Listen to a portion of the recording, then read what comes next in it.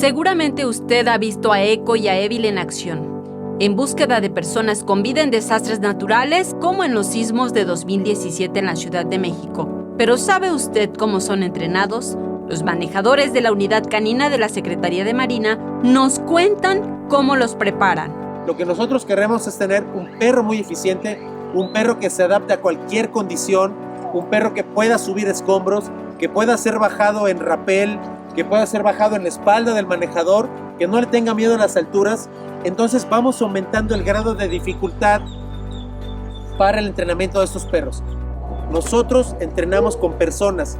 Tenemos que esconder a personas para que ellos utilicen su olfato al buscarlas. Ese es el marcaje que llevan a cabo los perros de rescate. Si nosotros nos ponemos en ese escenario que tenemos varias horas ahí, estamos lastimados, semi-inconscientes, posiblemente fracturados, con frío, todo ese entorno que está en donde se encuentra la persona, que se encuentra en un escombro, va a empezar a desprender ciertos aromas, cierto estrés, cierta adrenalina y otras sustancias que desprende el cuerpo humano a estar en esa situación. Entonces, al llevar a cabo el entrenamiento, tenemos que poner a las personas bajo cierto nivel de estrés. De hecho, los entrenadores, los manejadores, son ellos mismos los que se ponen abajo de los escombros o los enterramos bajo tierra. Sí pueden respirar, no se van a morir. Se ponen allá bajo tierra y los tenemos que dejar inclusive hasta media hora, ¿verdad?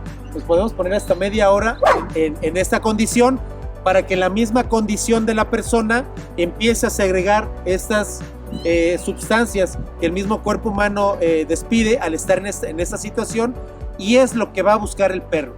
Ellos van a buscar su pelota, pero van a olfatear a la persona.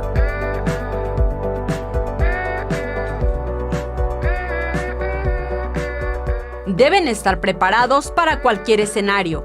Las jornadas de trabajo en eventos reales de desastres varían de 30 a 35 minutos.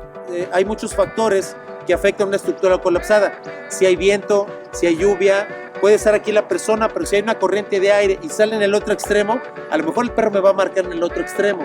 Entonces es por eso que nosotros siempre confirmamos el marcaje de un perro con otro perro de rescate. Son elementos de técnica de búsqueda especializada que pueden competir con cualquier equipo electrónico, llámese cámaras de búsqueda, sensores de movimiento o sensores de ruido.